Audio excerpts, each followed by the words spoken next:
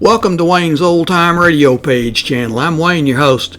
These programs are brought to you by support of our listeners. You can give your support at Patreon or PayPal, either one. There's clickable links in the description below. Thanks for your support and enjoy the shows. The Anchor Hocking Glass Corporation brings you Crime Photographer.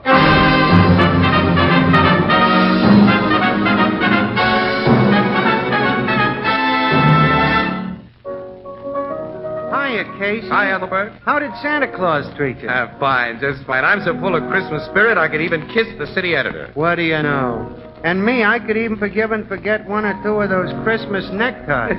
Hey, some of those things are Lulus. You ought to see the one Marvin got. It lights up and spells a message. Well, anyway, it's a beautiful sentiment. What's it say? The most wonderful words. Anchor Hocking, the most famous name in glass.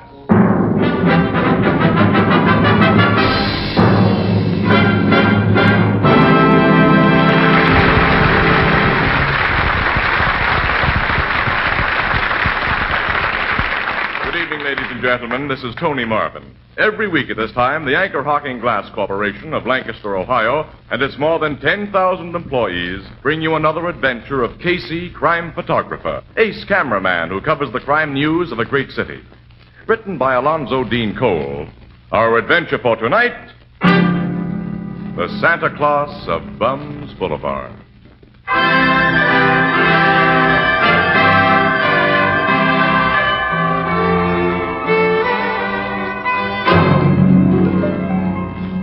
Christmas, about 1 o'clock in the afternoon, the Blue Note Café. Ethelbert, the head bartender, gazes sympathetically at the two glum faces opposite him, sighs and... Casey, I know just how you and Miss Williams feel.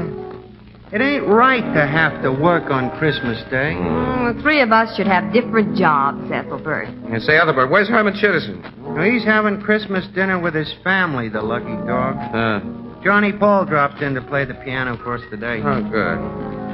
Oh, my holidays don't mean a thing in our racket, Ethelbert. Newspapers must be printed. And guys in my profession have to stand behind bars and make with bottles. And lemons. Oh, well, it might be worse. At least we ain't got families. Well, that's what makes it worse for me. My family's 1,000 miles away. I haven't got a family anywhere. Well, you've got sisters, Casey. Sure, they're all married. They all got families of their own, and all 2,000 miles away. My sister Edna ain't married, but you know Edna. Yeah. Well, let's can this deep philosophical discussion, Annie. Get started for Hackett Street. Hackett Street? We have an assignment down there. That's the crummiest street in town. Nothing but gin mills, flop houses, and bums. Yeah, it's Bums Boulevard. Why's your paper send you down there on Christmas? For a story, of course. Yeah. Ethelbert, you know, for the past 2 years, at exactly 1:30 on Christmas Day, a guy has shown up at the corner of Hackett and Finley with a wad of new $1 bills, which he's handed out to all the rummies around there. Then when his wad is gone, he's beat it, without telling anybody who he is, where he's from, or anything. If he shows up again this year, City Desk wants pictures of him and a complete yarn about him. We'll play him up as the Santa Claus of Bums Boulevard. The guy must be nuts, giving good dough away to a bunch of lushes who'll spend it on nothing better than cheap hooch. What kind of a guy is he? Oh, probably a publicity hound, I guess. Oh, come on, let's get started, Annie. Yeah, we haven't too much time before 1:30. So long, Ethelbert. So long, and Merry Christmas. Yeah, it'll be a very merry and very Christmassy Christmas among the panhandlers and drunks we're going to see. You know, the holiday spirit's a lot of malarkey anyway, unless you got a family. Come on, Annie. Yeah, you're right, Casey. Yeah, he's right. Walter, bring up some lemons.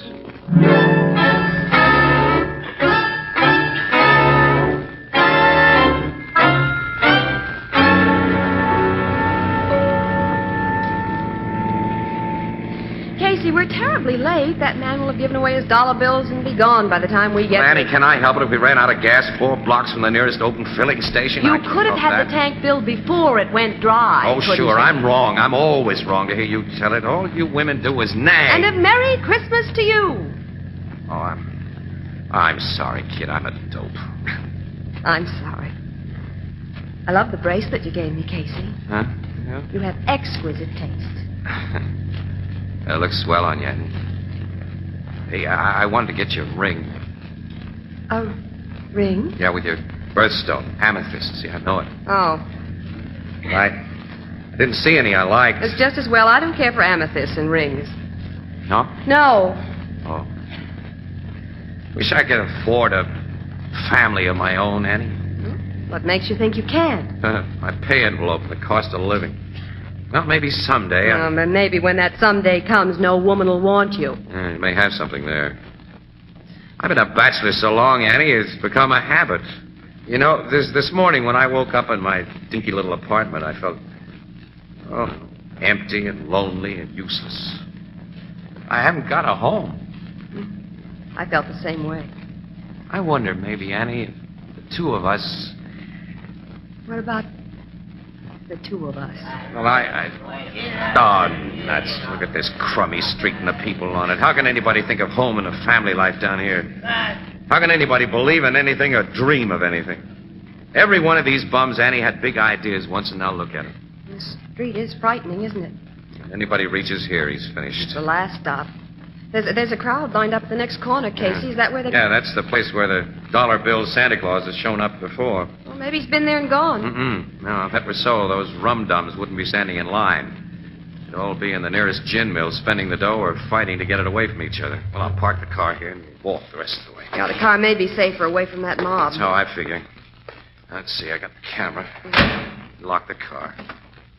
Okay, let's go. It's 1:45, Casey. According to his previous schedule, Santa Claus is 15 minutes late. Maybe he won't show up. It'll be a big Christmas thirst on Bums Boulevard if he doesn't.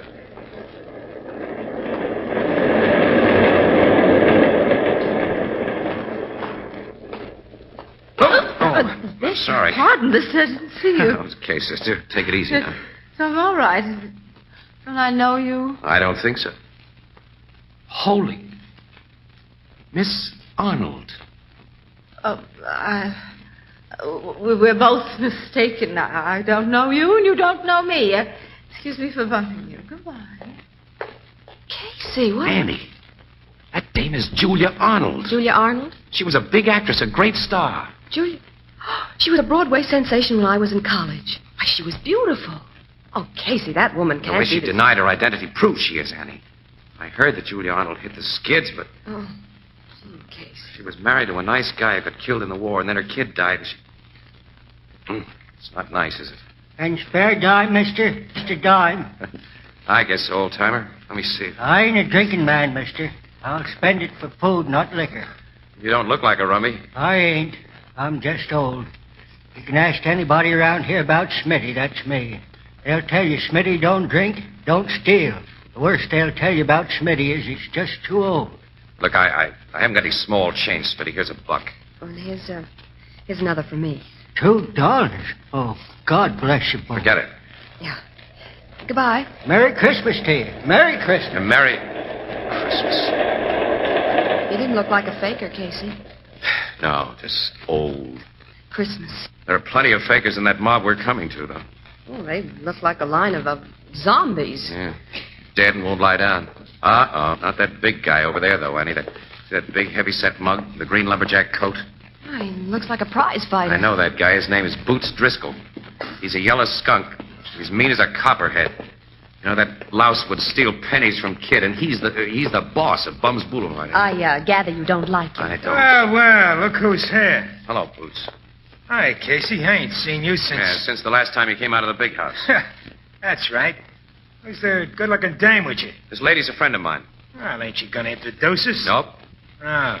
What are you doing down here in my territory? Came to get a line on the screwball who hands out new dollar bills on Christmas. Apparently he's late. Yeah, the louse. When he shows up, I get a good mind to kick his head in. Yeah, not until after he hands out his dough, of course. You think he'll show up? The folks think so because they want to think it. Me? I just stick around and keep everybody in line. So you got them all lined up. Yeah. First come, first served, if and when Santa Claus gets here. All right, stop pushing, you bums. Get back in line there. Of course, you get something for your policing service. Well, why not? Them jerks would tear one another to pieces fighting for a grab at them bucks like they did last year if I wasn't around. This year, I'm taking a cut of 35 cents out of every bum here to keep things peaceful. Boots, you've got all the instincts of a big racketeer. I'll say. Where's the racket part? This is a legitimate business. I guess it is at that for you. This way you're getting the dough without using a gat or brass knuckles. Say, if that's meant as a crack... Skip it, Boots. I'm nearly as big as you are. Boots. What? Casey, that awful-looking man. Boots. What do you want, Creep? Creep's a good name for him. Hey, the guy who passes out dough. Santa Claus. I just found him. You found him? Yeah. In the alley back of Fritz's gin mill. Somebody socked him on the head and took all his dough. I think the guy's dead. Dead? Dead. Yeah, dead. Dead. Hey, you bums stay here. Show me, Creep. Yeah, come on. We're going too, Annie. I'll say we are.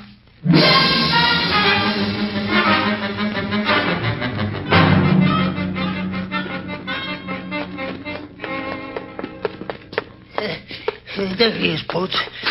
Lying behind them beer kegs. Yeah, I see him, Creep. Hey, his pockets have been turned out. He's been rolled. There ain't a dime left on him. You'd be sure of that. He's so still, Casey. Is he dead? No. His heart's good and strong, Annie. He's only been knocked out. He's such a little man. Such a mild, gentle-looking little man. Oh, who could have done I'll find out who took the dough he meant to give us, and when I do... Shut up, Boots. The guy just opened his eyes. He's coming to. Yeah. Who are you? Just a guy who wants to help you, mister. My head aches. Yeah. It'd be a miracle if it didn't. Been slugged hard. Yes. Something hit me. Did you see the rat who hit you? The rat who took your dough? My dough? Yeah, you've been rolled, fella. Your money's gone. Oh, the money. Who got it? I can't say. How much did you have on you? $300 in new $1 bills. $300. Maybe the cops can get it back. Annie, see if we can find the No, telephone. no. No, don't call the police. Why not? You've been assaulted and robbed. But my head doesn't hurt very much now. I haven't been really injured. And I'm sure the thief will return the money. Return? When he becomes aware that it belongs to his neighbors, to his comrades down here. You see, I meant to give it away. You think the thief will return it on that account? When he thinks about it, yes. This guy must be nuts. Thieves can be good people. Mister, you haven't been around much. You got as much chance of getting that dough back as I have of being elected a Supreme Court judge. If you had taken the money, wouldn't you return it under the circumstances? Me? Well, of course. I'm different. Yeah. You're different from the guy who got the 300, Boots. He has it and you haven't. But maybe I'm wrong. What do you mean? At what time do you think you were hit and robbed, mister? I entered the alley at about 20 minutes of 2. And I've been on that corner where you met me, Casey, ever since 1 o'clock. Every bum in that line will say so. You can't pin this on me. Okay, Boots, but you should understand my natural suspicion. Yeah. You, creep. Yes, sir. What were you doing in this alley when you found him? Well, I was just walking through, honest. I seen a foot sticking out from the back of them kegs, and well, when I looked closer, there this guy was. Well, I didn't take his dough, Boots. Don't look at me like that. I believe you, creep. Why shouldn't I? Well, I don't. Let go of my collar. Shut up, creep. Mr. Santa Claus, whether you like it or not, I'm going to find a cop and have this creep guy searched. Wait. You're not the wrong person. And I will make no complaint. What? There's nothing you can do, Casey, if that's how the little guy wants it. It is how I want it. You gotta let me go. Okay. You insist on being a sap, mister. It's your hard luck, not mine. Well, come on, Annie. Let's get out of here. Well, I'd like to, Casey, but I've been assigned to interview this gentleman. Oh, that's so, yeah. Interview me? Yeah. To begin with, what's your name? Why, Shepherd. Shepherd? Yes. First name? Oh, Casey, catch him. I got him. Hey, the guy passed out. The crack on the head did more damage than he admitted. Look, there's a clinic up the street. We'll get him to a doc. I guess you can take care of him alone, huh, Casey? Yes, I won't need your help, We parked our car near here, this alley, Casey's no Okay, Annie. Well, I'll be getting along myself, Boots.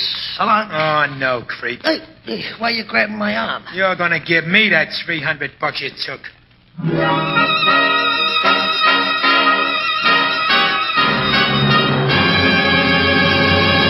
Our story will continue in just a moment. All of us at Anchor Hocking want to wish you a Merry Christmas. We hope that this great day has brought you all the joys that were so carefully planned. The gaily decorated tree, the happy exchange of gifts, the reminiscences of a united family group. Yes, Christmas is a great day for getting together, a time of goodwill, good cheer, and good food. Food that you can buy with all its freshness, taste, and purity perfectly preserved. For this, we have to thank the many great organizations who process and ship us our better foods and who know that flavor, purity, and freshness are best preserved in clean, sanitary glass containers. Containers that preserve and safeguard flavor and taste while they permit you to see in advance exactly what you're buying. Anchor Hocking is proud that so many of the leading brands of food of all kinds come to you in Anchor glass containers, sealed with Anchor caps. Products of Anchor Hocking. The most famous name in glass.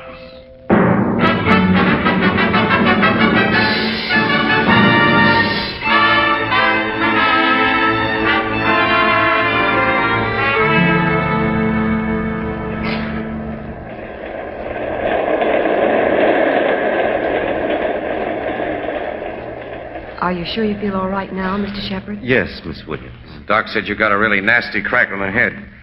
I'll drive you home. He wants you to stay in bed for a few days. Thank you, but men are seldom as sick as their learned physicians say. I'm quite all right. Just the same, we're taking you to your home. Yeah. Where do you live? Very close by. What? You mean in this neighborhood? Yes, but I have some unfinished business to attend to before I lie down, Mr. Casey. That money hasn't been returned yet. If you get it back, Mr. Shepard, I'll believe in the faith that moves mountains. Mountains have been moved by steam shovels, Miss Williams. And man's faith in himself created the steam shovel.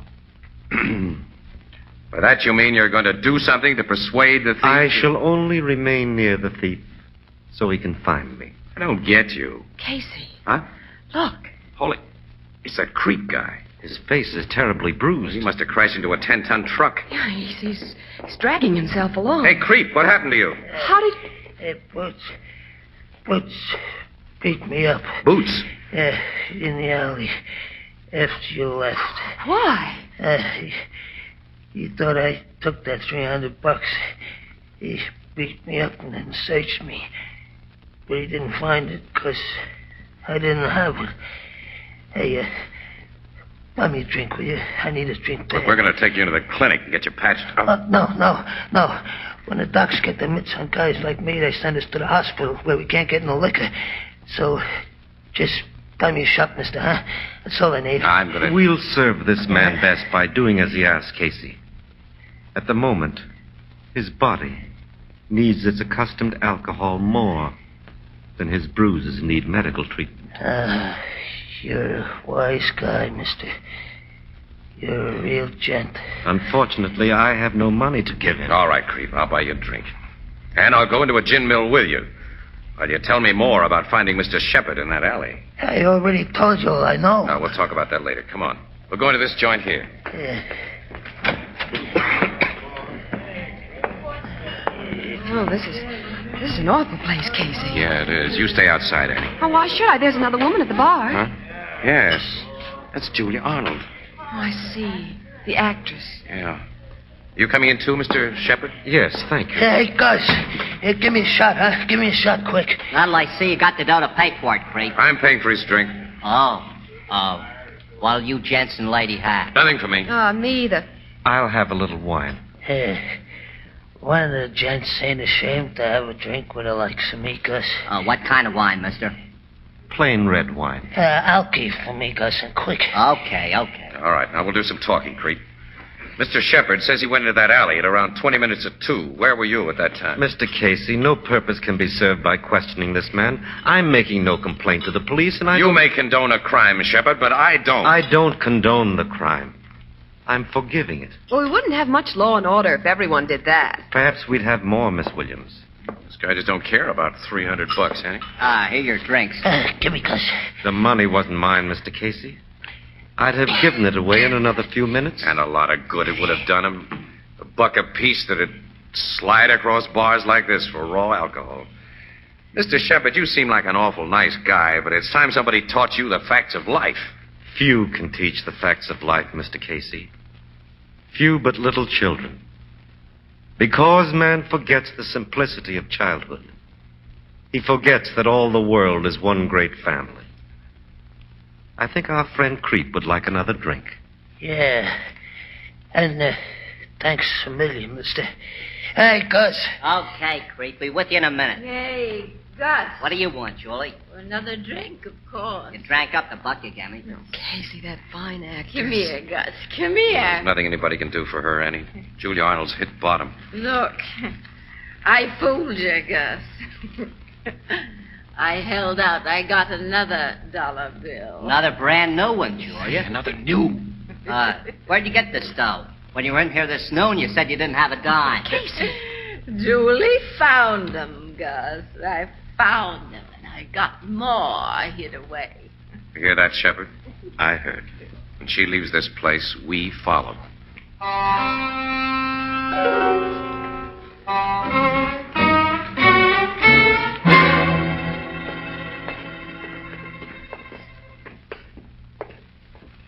She's turned it into the same alley where you were robbed, Mr. Shepard. I see, Miss Williams. We saw her come out of that same alley just a little while before Creep found you. Poor woman. Yeah, it's a rotten shame. Julia Arnold was a fine person once. She can be a fine person again. Casey, why didn't you let Creep come here with us? Oh, because these bums all stick together. I know how they act. He might have tipped off Julia Arnold that we're trailing her. She's going down into that cellar, Casey. Come on, we don't want to lose her. Wait. That man. Boots Driscoll. He was hiding behind those ash cans. Now he's going down into the cellar. As though he were watching for Julia Arnold, as though he's following her now. Come on, let's go.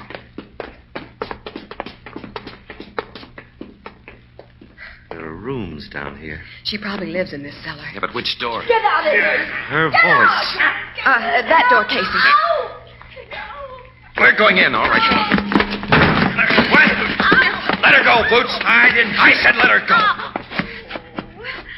They broke my arm. What's the big idea, Boots? I'll ask her. He came to rob me. He said he'd make me tell where my money was hid. And you're going to tell me all of you. Stick up your hands. Casey. The man has a gun. I see. Stick 'em up, I said.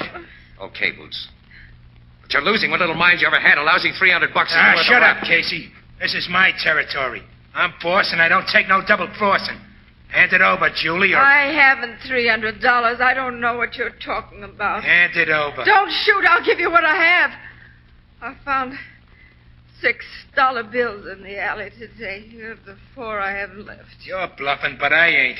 Give me that $300. Keep back, Casey. You get it first. You're crazy, Boots. Listen. Shut up. This is your last chance, Julie. Give me that $300 or... Out, Boots. Huh? She ain't got it. Creep. I got it. I stole it and I hid it. Here it is. You lousy double-crosser. Mr. Shepard, I'm sorry for what I did to you. I ain't never been no good. Standing at that bar with you, you drinking with me like I wasn't just a rat. I don't know. I had to get the dough I'd hid and bring it to you. I'm sorry I had to hand it over to Boots. You gave it to him to save this woman's life, Creep. Yeah, I guess I did. Another thing, I dropped them 6 new dollar bills on purpose in the alley when I saw Julie coming so she'd find them and spend them and take the rap from me. There'll be no rap for anyone. You said it. None of you birds are going to live to squeal on me. You don't want to shoot us, Boots. Don't I?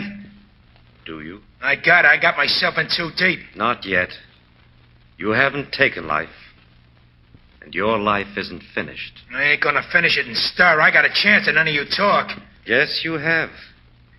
Why don't you shoot us, Boots? Well, I'm gonna. When? Shut up. I can't shoot a guy who talks like you do. Words have never stopped a bullet or a true desire. Nuts.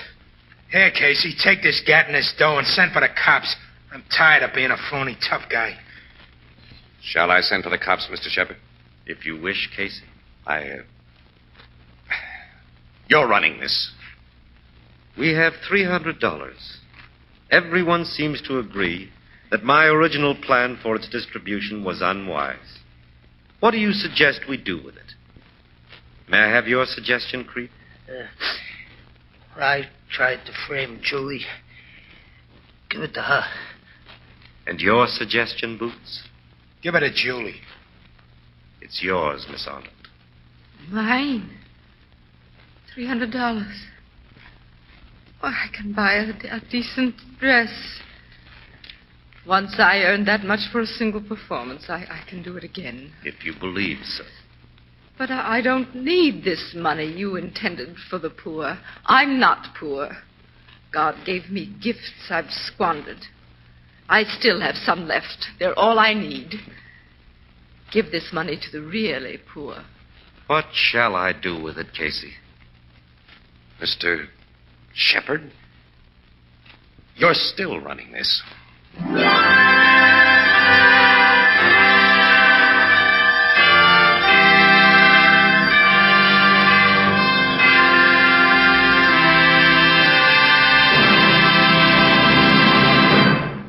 We'll join the crowd at the Blue Note in just a moment.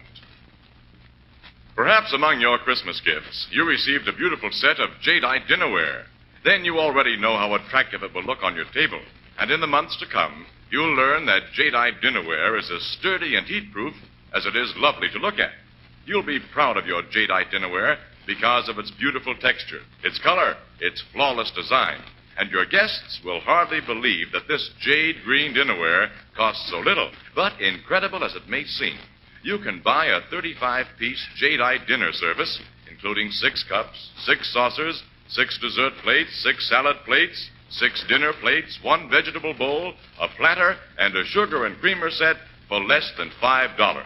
And jadeite is also available in open stock at chain stores, department stores, and most other stores selling chinaware and glass. Remember the name, jadeite. That's spelled Jadeite. Jadeite, the newest triumph of anchor hocking. The most famous name in glass.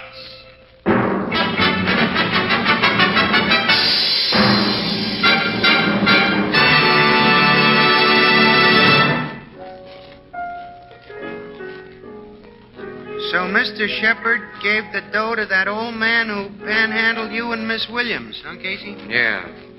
Smitty, who didn't drink and didn't steal. Was just old. What do you suppose Smitty did with it, Ethelbert? How should I know? He was so happy he had to make others feel the same way. He played Santa Claus. You mean? Yeah. He stood on the corner of Bums Boulevard and handed out those dollar bills. Funny, wasn't it? Yeah. He was like a little child who hadn't forgotten that all the world is one big family.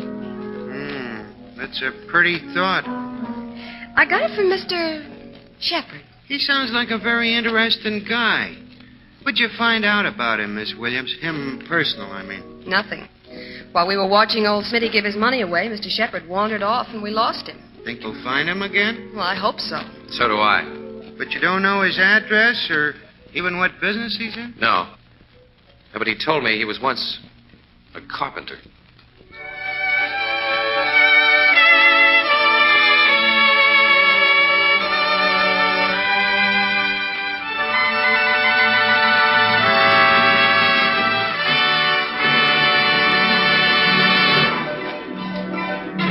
Crime Photographer, starring Stotts Cotsworth as Casey, is brought to you each Thursday by the Anchor Hocking Glass Corporation, makers of Fire King oven glass, Anchor glass containers, Anchor caps and closures, all products of Anchor Hocking, the most famous name in glass.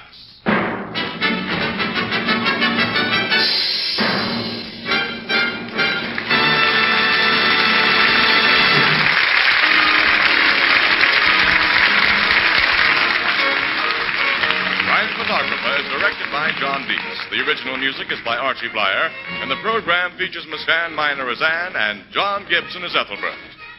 This is Tony Marvin saying goodnight for the Anchor Hocking Glass Corporation of Lancaster, Ohio, with offices in all principal cities of the United States and Canada.